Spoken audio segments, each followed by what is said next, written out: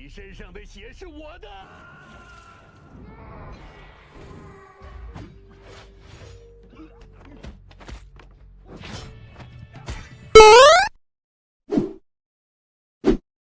Halo pemirsa dimanapun kalian berada, selamat datang kembali di channel Movie Blitz. Sebelum menonton video ini, mohon tolong di subscribe dulu biar saya bisa semangat bikin kontennya.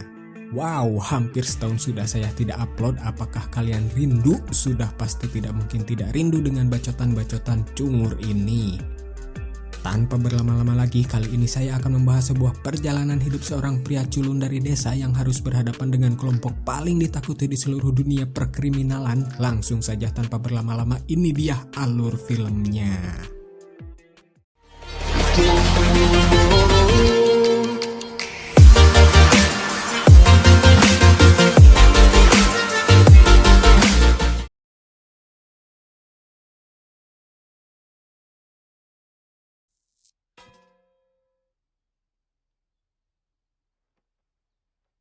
Cerita akan berfokus kepada seorang pria bernama Liu, tidak pakai keng. Dia hidup bersama istrinya yang bernama Ayu dan dua anaknya di sebuah desa. Liu tengah bersiap untuk pergi bekerja di sebuah pabrik kertas dan sang istri sedang menyiapkan sarapan untuknya.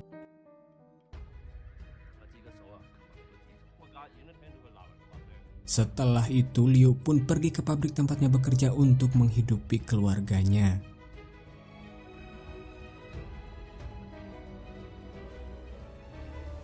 Sesampainya di tempat kerja, Liu kemudian melakukan pekerjaannya sebagai pembuat kertas. Tak lama kemudian, pabrik tempatnya bekerja didatangi dua orang preman yang salah satunya bernama Yan Dongsheng. Kedua preman tersebut melakukan pemalakan kepada si pemilik pabrik. Si pemilik pabrik yang kesal karena dipaksa kemudian mengeluarkan balok kayu dan bukannya takut, Yan Dongsheng malah mengeroyok si pemilik pabrik tersebut. Istri si pemilik pabrik yang mencoba menolong suaminya juga malah dihajar kedua preman itu. Sementara itu, Liu yang berada di sana terlihat ketakutan melihat apa yang sedang terjadi. Hah, cupu. Tapi tiba-tiba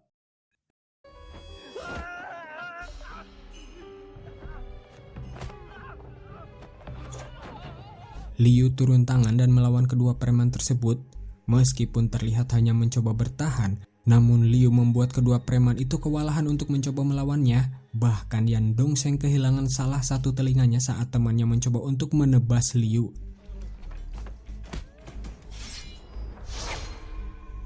Tolol. Sementara itu warga desa beramai-ramai untuk menyaksikan kejadian tersebut sampai akhirnya salah satu preman tersebut modar karena sirahnya terbentur ke sudut lemari.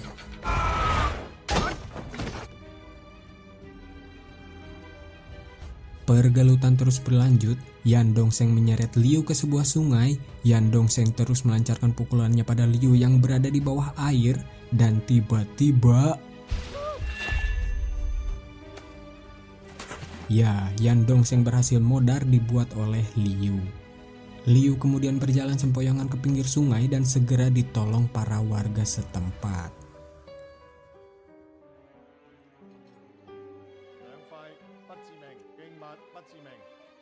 Singkat cerita, pejabat pengadilan pun datang ke desa dan memeriksa kedua mayat tersebut. Hasil pemeriksaan menunjukkan kalau tidak ada luka fatal pada mayat kedua preman itu. Ini adalah Bai Jiu, seorang detektif ulung utusan pengadilan kota. Bai Jiu menemukan bahwa ternyata Yan Dongsheng adalah buronan yang mereka cari sejak lama. Menyadari hal itu, ia segera melaporkannya kepada atasannya.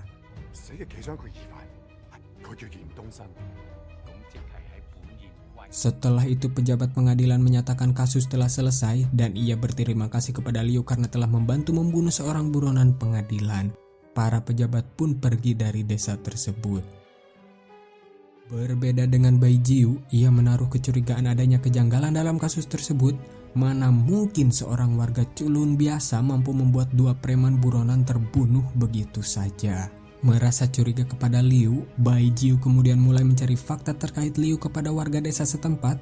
Dia pun mendapatkan fakta bahwa Liu sebenarnya bukan berasal dari desa tersebut, melainkan berasal dari desa Liansao yang dulunya merupakan keluarga pemotong hewan. Sampai akhirnya Liu pindah ke desa tersebut karena menikahi seorang janda beranak satu, yaitu Ayu.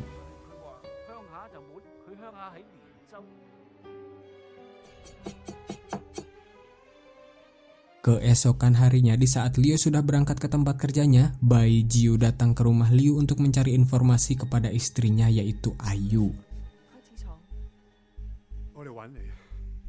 Tetapi ternyata tidak banyak informasi yang bisa didapatkan Bai Jiu dari Ayu karena Liu sendiri tidak pernah menceritakan masa lalunya kepada Ayu.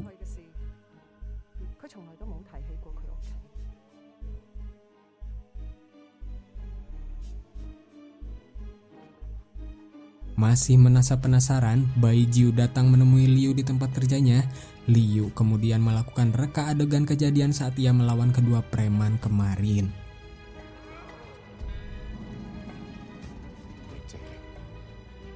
Saat Liu sedang melakukan reka adegan tersebut, Bai Jiu terus mengamati dan menganalisis apa yang sebenarnya terjadi sampai ia menemukan bahwa kedua preman itu tidak tewas secara kebetulan, melainkan sengaja dibunuh oleh Liu yang berpura-pura diserang, tetapi di saat yang bersamaan ia mengendalikan pergerakan kedua preman tersebut. Sehingga warga hanya melihat bahwa Liu lah yang diserang pada saat kejadian itu.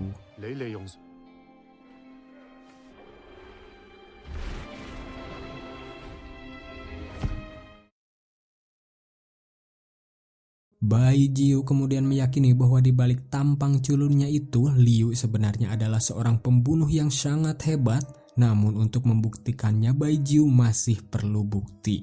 Sejak saat itu, Bai Jiu terus ngingintil kemanapun Liu pergi. Sampai pada suatu waktu, Bai Jiu mengikuti Liu yang baru saja ngalah suluh untuk bahan bakar hawu di rumahnya. Sampai tiba di sebuah jembatan sempit, Bai Jiu dengan sengaja mendorong Liu agar terjatuh ke sungai. Akhirnya Liu pun terjatuh akibat dari dorongan Bai Jiu. Liu yang terjatuh pun sempat mendarat di sebuah ranting pohon yang sangat kecil sebelum akhirnya terjatuh ke aliran sungai. Sementara Bai Jiu memperhatikan Liu dari atas jembatan. Melihat hal itu, Bai Jiu yakin bahwa saat Liu tersangkut di ranting, ia menggunakan ilmu meringankan badan sehingga ranting yang seharusnya tidak bisa menahan berat tubuhnya tersebut tidak patah, sebelum akhirnya dengan sengaja Liu menjatuhkan dirinya ke sungai.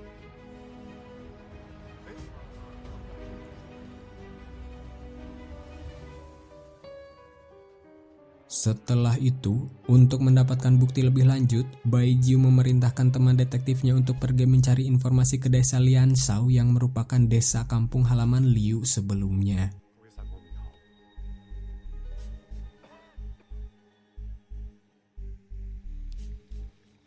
Malam harinya kemudian, Ayu mengundang Bai Jiu untuk lolodok bersama keluarganya. Bai Jiu terus melancarkan pertanyaan kepada Liu dan tidak ada satupun jawaban darinya.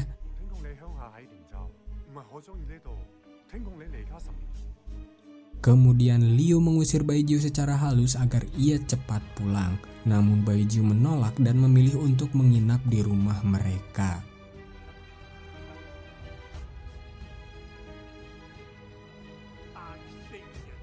Keesokan harinya, Liu dan Ayu mengikuti sebuah acara penobatan salah satu anaknya yang telah dianggap dewasa karena sudah berusia 12 tahun.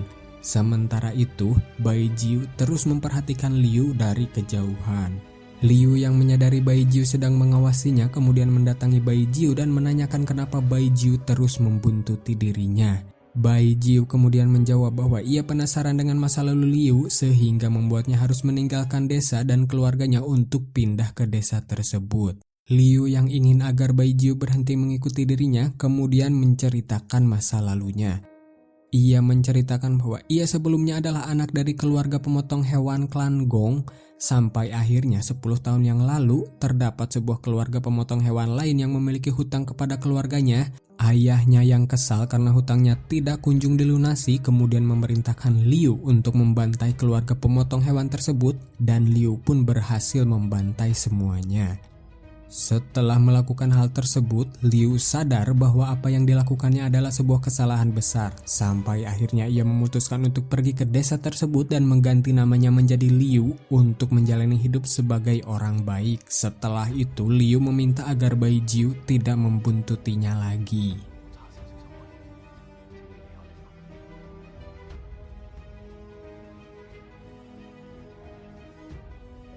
Namun karena heras hulu, Bai Jiu terus membuntuti Liu.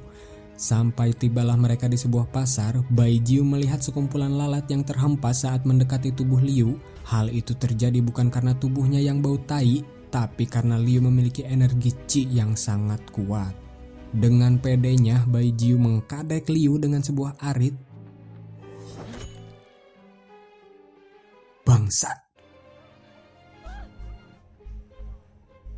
Akibat ulah tololnya itu, Bai Jiu kemudian dibenci semua warga di desa tersebut dan bahkan mencoba untuk mengusir Bai Jiu.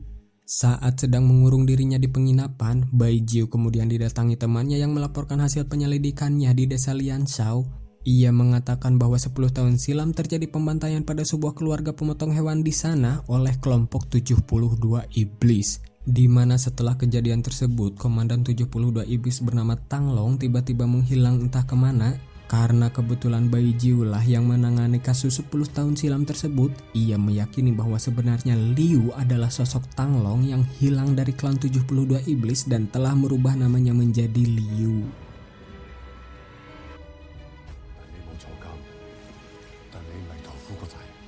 Bai Jiu kemudian memutuskan pergi ke kota untuk melaporkan kepada pengadilan bahwa ia telah menemukan Tang Long yang menjadi buronan polisi sejak lama, untuk kemudian ia akan mendapatkan surat penangkapan Liu. Dalam perjalanannya, tanpa sengaja Bai Jiu bertemu dengan Liu yang menawarkan untuk menunjukkan jalan pintas menuju ke kota. Sampai tibalah mereka di sebuah hutan, Liu mengatakan kepada Bai Jiu untuk melanjutkan perjalanannya sendiri. Di sini Bai Jiu yang sudah mengetahui siapa Liu sebenarnya merasa ketakutan dan saat akan melanjutkan perjalanan tiba-tiba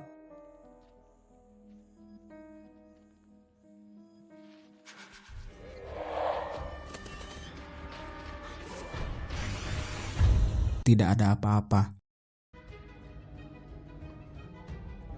Setibanya di kota, Bai Jiu kesulitan mendapatkan surat penangkapan itu karena pengadilan tidak mau berurusan dengan kelompok 72 iblis. Namun setelah mendapatkan uang pinjaman dari istrinya, Bai Jiu menyogok pengadilan dan berhasil mendapatkan surat penangkapan tersebut. Ia kemudian berangkat ke kota untuk menangkap Liu bersama para polisi dari pengadilan.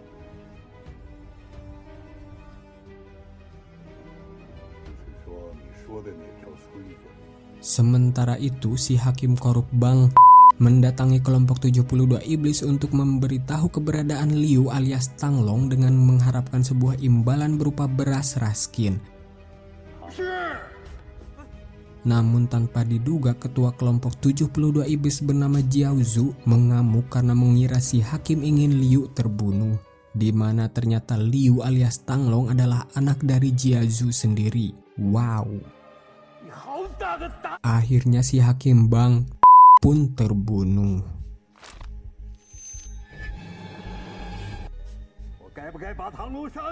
Setelah itu Jiao Zhu memutus Sukun untuk menjemput Tang Long kembali ke kelompok 72 iblis.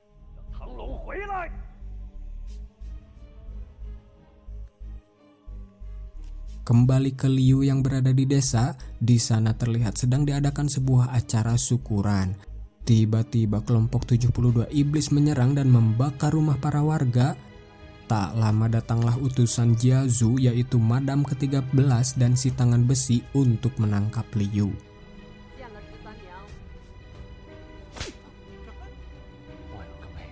Madam ke-13 kemudian memprovokasi Liu dengan menghajarnya untuk menunjukkan jati dirinya yang asli sebagai Tang Long. Karena Liu tidak mau menunjukkan jati dirinya yang asli, si Madam kemudian membunuh salah seorang warga dan tiba-tiba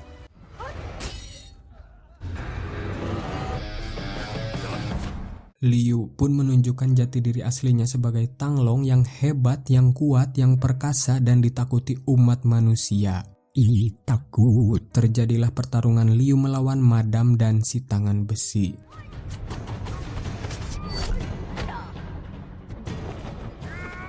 Si tangan besi pun terbunuh ketika Gapura tepat di tarangnya.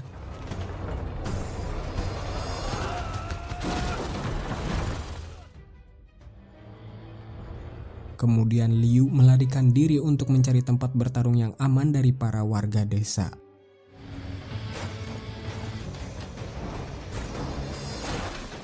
Tibalah ia di sebuah kandang sapi, Munding alias kerbau, dan kembali bertarung melawan si madam.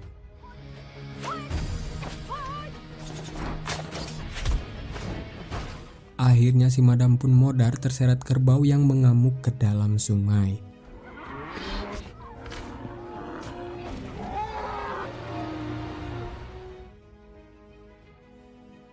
Malam harinya kemudian di rumah, Liu melihat sang istri dan anak-anaknya akan pergi mengungsi bersama para warga lainnya karena mereka yakin bahwa kelompok 72 iblis akan datang kembali.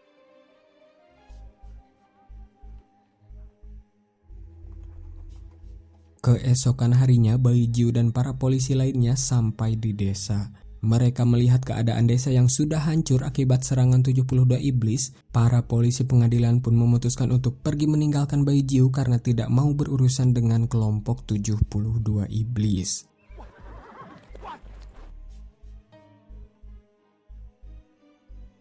Malam harinya kemudian, Bai Jiu bersama Liu membuat rencana untuk mengecoh kelompok 72 iblis yang mencarinya. Caranya dengan membuat Liu mati sementara menggunakan kemampuan akupuntur yang dimiliki Bai Jiu, yang akan membuat jantung Liu tidak akan bekerja sehingga kelompok 72 iblis akan mengiranya sudah mati.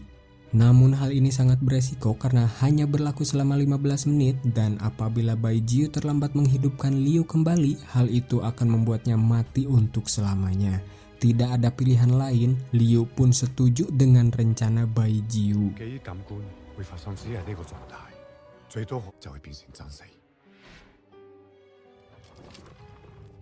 Singkat cerita, keesokan harinya Bai Jiu dan para polisi kemudian membawa Liu menggunakan sebuah gerobak. Saat di perjalanan, tiba-tiba pasukan 72 iblis yang dipimpin oleh Sukun datang dan menghadang perjalanan Bai Jiu.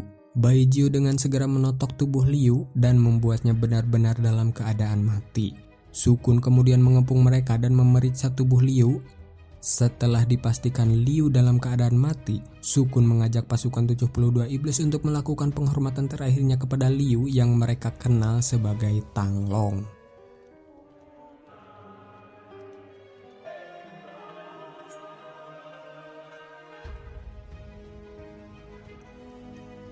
Sementara itu di saat yang bersamaan, Jiao Zhu ternyata sudah berada di tempat pengungsian para penduduk desa. Kedatangannya adalah untuk mencari anak Liu yaitu Xiao Tian.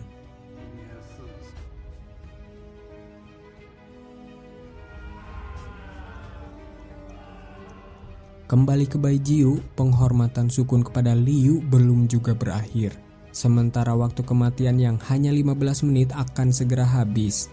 Bai Jiu yang tidak mau mengambil resiko kemudian naik ke atas gerobak dan menghidupkan Liu kembali. Liu pun terbangun dari kematiannya yang secara bersamaan telah menggagalkan rencana mereka mengelabui kelompok 72 iblis. Melihat hal itu, Sukun yang merasa ditipu pun marah dan meronta-ronta. Dan tiba-tiba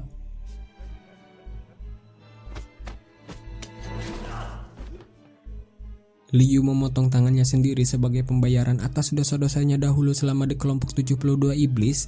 Hal ini juga untuk menguatkan kalau Liu tidak memiliki hubungan lagi dengan kelompok 72 iblis. Sukun kemudian mengatakan kalau 72 iblis Sukun kemudian mengatakan kalau kelompok 72 iblis dengan ini sudah menganggap Tang Long mati. Namun Liu harus memberitahu Jiao Zhu yang saat ini sudah ada di rumahnya. Sukun bersama pasukannya pun kemudian pergi meninggalkan Liu bersama Bai Jiu.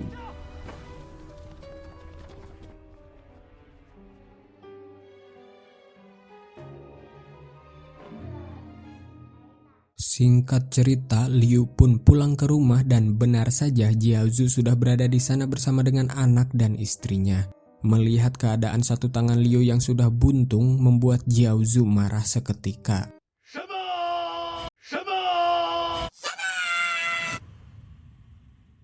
Ia kemudian membuat kekacauan dan membuat istrinya terlempar. Belum lagi Liu mengatakan kalau ia tidak ada hubungan lagi dengan kelompok 72 iblis dan ayahnya itu. Tentu mendengar itu membuat kemarahan Jiaozu semakin meronta-ronta dan melempar Xiao Tian ke tanah. Untung saja Liu dengan cepat menangkapnya dengan pedang. Kemudian pertarungan antara ayah dan anak pun tidak terhindarkan.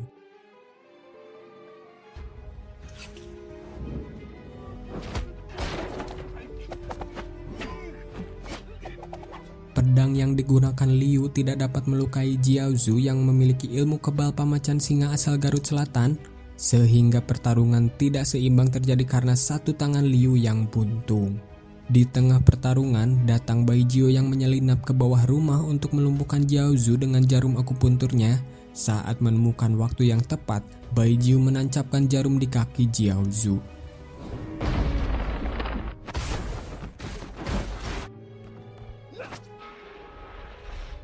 Namun hal itu harus membuatnya tertangkap dan dilempar keluar.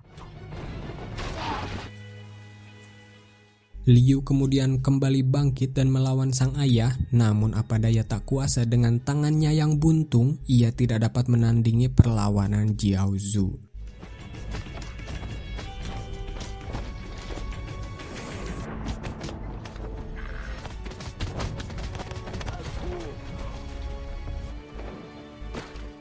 Saat akan menghabisi nyawa Liu, Baijiu kembali menancapkan jarum di leher belakang Jiaozu yang membuatnya harus ditenggar sampai terpental oleh Jiaozu. Jiaozu yang sudah merasa berada di atas angin pun tiba-tiba petir Zeus tanda jackpot menyambarnya karena terpancing jarum akupuntur yang ditancapkan Baijiu dan Jiaozu pun tewas seketika. Sementara itu, Baijiu yang terluka parah akibat pukulan Jiaozu juga harus tewas saat itu juga.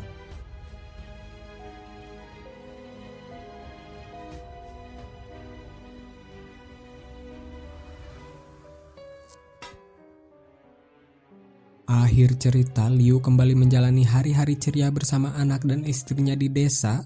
Namun tak disangka, tiba-tiba cerita pun selesai.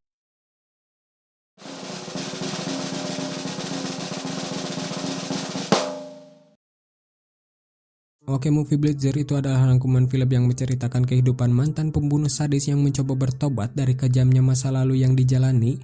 Secara keseluruhan plot ceritanya sangat mudah dipahami dan seru untuk diikuti dengan suguhan action Cina yang tidak lebay dan brutal. Pesan yang bisa kita ambil dari film ini adalah kalau ingin bertobat segeralah bertobat sebelum kalian kabentar oleh petir Zeus. Tidak ada. Oke, itu saja untuk kali ini, sampai jumpa lagi di video nextnya.